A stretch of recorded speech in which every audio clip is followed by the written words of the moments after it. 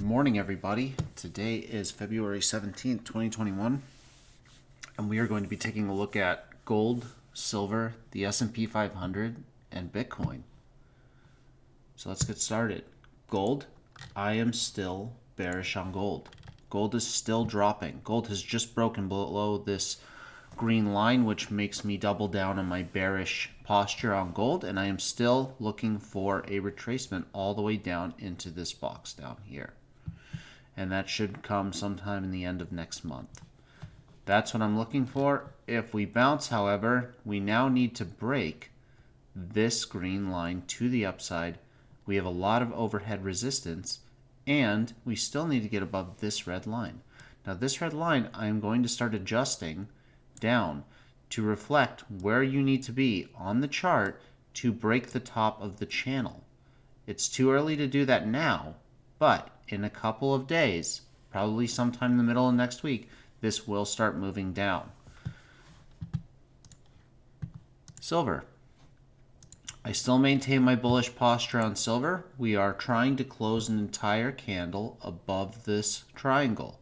We've done one so far, but it looks like just a tiny bit of it was still inside of the body of the triangle.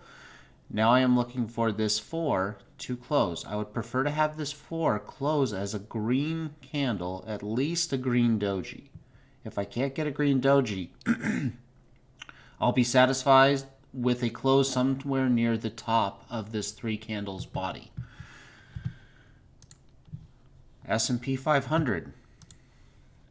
The S&P 500 is pulling back just a little bit. It is no cause for concern. We have a 1 to 4 candle correction coming from this 9.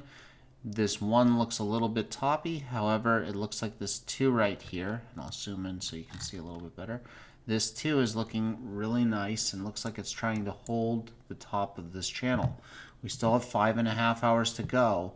The oscillators are still positive. I am not concerned on the S&P 500 and very bullish. AMD.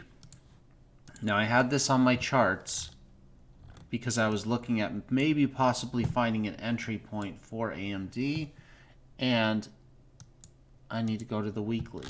That was the 5-minute. AMD is still consolidating. I would like to maybe find an entry point somewhere along this long-term moving average on the weekly. So I am still holding off on that. I don't want to scalp trade anything like this with leverage. I am still very bullish on AMD, but I would like to see a pullback somewhere on this purple line. This purple moving average would be a great spot to pick up some AMD for me. If not there, then I would like to try and nibble at it on this trend line. We haven't been back to it since the breakout in July of 2020. All right. Bitcoin, the star of the year. Bitcoin broke $50,000 last night. I'm actually really excited now. And the reason I'm super excited is because I don't see anything in the way between 50 and 60K. I don't see any reason to stop anywhere in between those two numbers. So it is 20% up, no questions asked, for me. That's how I'm feeling about this. Easy money. Now, the daily. The daily, I redrew a new channel on the daily. And this is a much longer term channel coming all the way off the break of 20K. And what this channel is telling me right now is that we are near a top on this channel.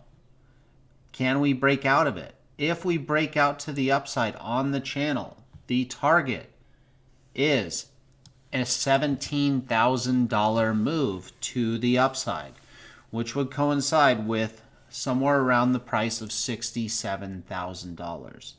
That is a target I've heard other people talk about. Now that I'm seeing this channel drawn, I have a pretty good inkling that that might be the case of if we break this channel. Now this channel looks excessively healthy. It really does. It's not a super strong slope. It looks really, really good.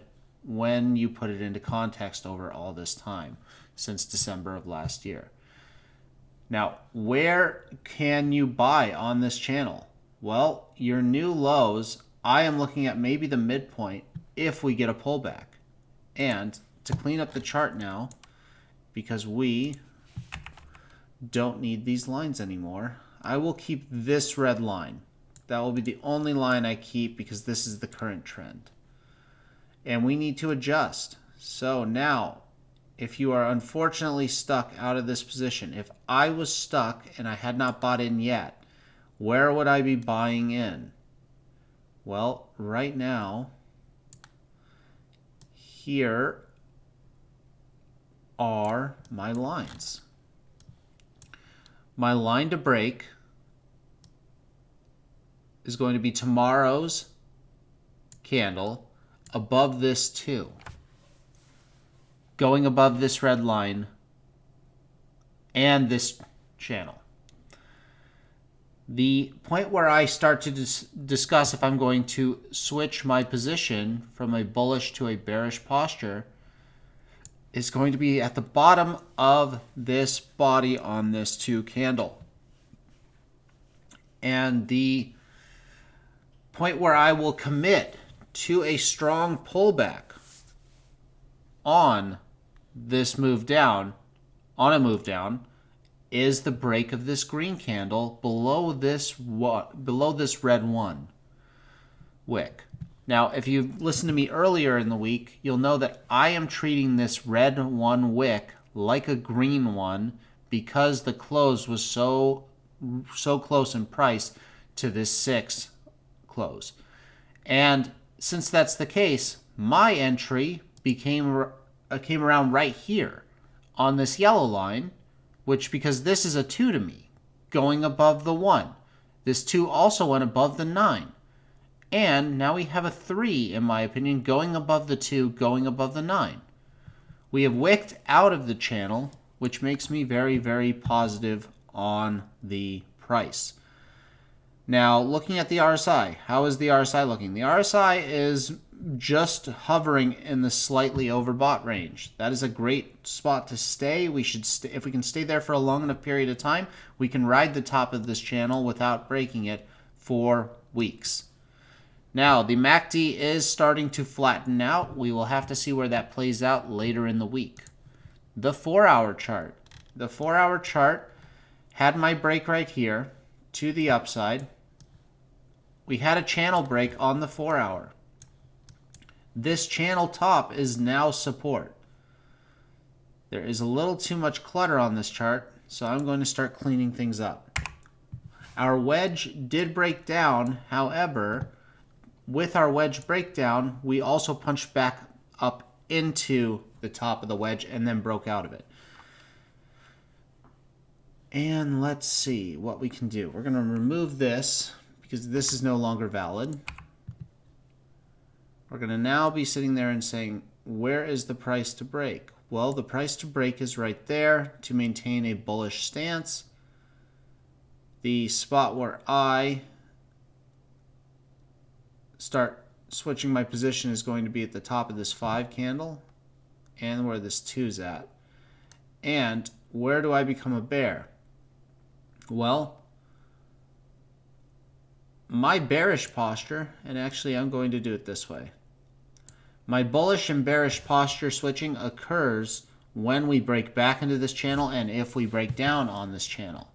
But until then, as long as we're above this channel, I maintain my bullish posture. And we have been above this channel since 42.5. Now, what do I think about the RSI? The RSI was diverging heavily, and that's why we started to get these massive pullbacks. However, we are now no longer diverging on the RSI. We are making new highs, and we are going into the overbought territory. The MACD, as you can see, is also trending up and positive, even though it's a lagging indicator, and that is reflected by this pump in the price. The 1-hour chart. The 1-hour looks very, very similar. We're consolidating around this 51.2 area, and we will see what happens to the price. If we get something akin to a pullback, I would expect nothing less than maybe 50K. I don't think 50K is going to break back down. I think we are set up for a massive run to 60, and it's going to happen fast.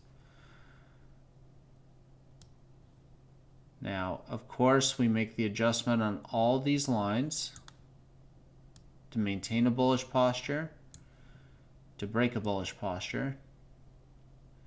And for me, we actually have to break this low. I don't even start getting concerned until we break this low way down here at 46. If we don't break that at 46, I'm going to maintain my bullish position. And that's all I have to say. Bitcoin is going to be one of the more exciting things. I will probably start sneaking around on the alt charts to try and figure out what's happening with some of the altcoins, and I might be posting a couple extra videos this week later in the evenings. All right, everybody. Hope everyone has a wonderful day, and I will speak to you tomorrow.